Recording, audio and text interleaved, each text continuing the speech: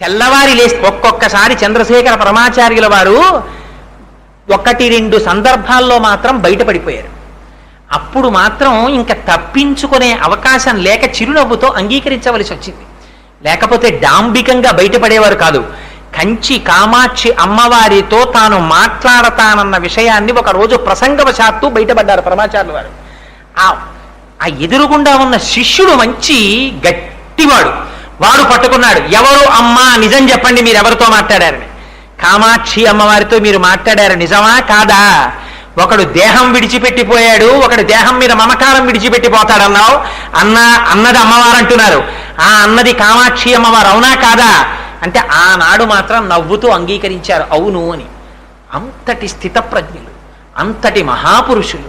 అటువంటి మహాపురుషుడు చంద్రశేఖరేంద్ర సరస్వతి స్వామివారు తనంత తానుగా కోరి తీసుకున్న సన్యాసం కాదు, గురువుల దగ్గర కూర్చుని చదువుకున్న చదువు కాదు, తపస్సు చేసి తెచ్చుకున్న ఆత్మస్థితి కాదు.